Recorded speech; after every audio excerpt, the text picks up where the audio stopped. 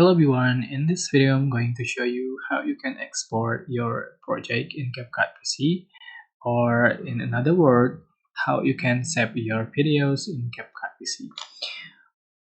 Alright, it's super simple, but I think this video is especially for those of you who are using Capcut PC for the first time. So, for example, if you finish editing the video, you're just going to save your video by click the export button in the top right corner. Alright, so appears option right here.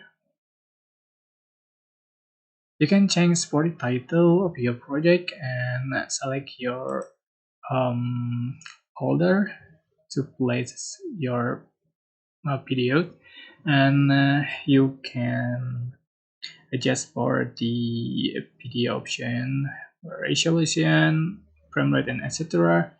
And you can export the audio with MP3 format or another format.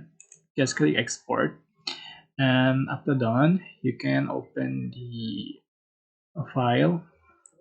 For example, just wait for exporting your videos.